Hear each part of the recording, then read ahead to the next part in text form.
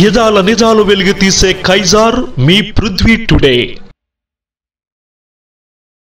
ఏపీకి game changer Polavaram project అని CM Chandrababu వ్యాఖ్యానించారు. ఏపీకి అమరావతి, పోలవరం రెండు కళ్ళు వంటివని సీఎం వెల్లడించారు. 2027 నాటికి పోలవరం పూర్తి చేస్తామని ధీమా వ్యక్తం చేశారు. మీరు తొందరపడుతున్నారు.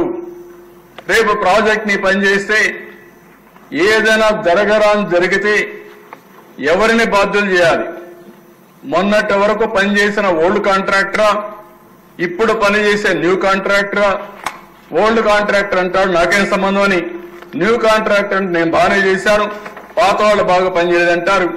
కాబట్టి సరైన నిర్ణయం కాదు, తొందరపాటు తగదు, ఆలోచించండి, పెండింగ్ పెట్టండి అంటే పీపీఏ కూడా చెప్పకుండా ఆ రోజు దిశ నిర్ణయం చేసి రాటిఫికేషన్ కి పీపీఏ పంపించారు. అది వాళ్ళు ఏం చేయాలో తెలియకుండా ఈ ప్రజాస్వామ్యంలో దాన్ని వదిలేసే పరిస్థితికి వచ్చారు.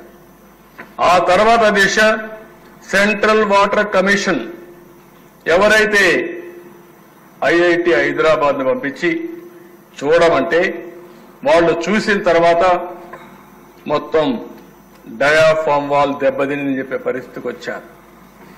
డయాఫామ్ వాల్ దెబ్బతిన దిశ దానిపైన మళ్లీ ఏం చేయాలో తర్జన భర్జనపడి ఈరోజు ఇంటర్నేషనల్ ఎక్స్పర్ట్స్ అమెరికా నుంచి ఇంకా కెనడా నుంచి అక్కడి నుంచి తీసుకొచ్చి ఎక్స్పర్ట్స్ వచ్చి మొత్తం అధ్యయనం చేసిన తర్వాత 4 దిక్కల దెబ్బతినింది. ఆ రోజు 440 కోట్ల రూపాయలతో డయాఫామ్ వాల్ కట్టాం, 4 దిక్కల దెబ్బతినింది. ఇప్పుడు రిపేర్లు చేయాలంటే 490 కోట్లు అవుతుంది. కానీ గ్యారంటీ లేదు. తర్జన భర్జన చేశారు, ఆలోచించారు, కడాన ఒకటే నిర్ణయించారు. ఎలాంటి తప్పు జరిగినా భవిష్యత్తులో పెను ప్రమాదం వస్తుందనే ఉద్దేశంతో మళ్లీ కొత్త డయాఫామ్ వాల్కు పోవాలని చెప్పి నిర్ణయం చేశారు అధ్యక్ష.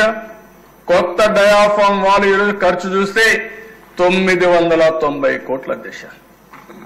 కానీ ఇమేజిన్ అధ్యక్ష, ఇవన్నీ అంటే ఒక వ్యక్తి దుర్మార్గమైన ఆలోచన, పనికిరాని ఆలోచన, బాధ్యత రాహిత్యమైనటువంటి ధోరణి, ఇవన్నీ కలిసి రాష్ట్రానికి ఒక శాపంగా మారే పరిస్థితికి వచ్చింది.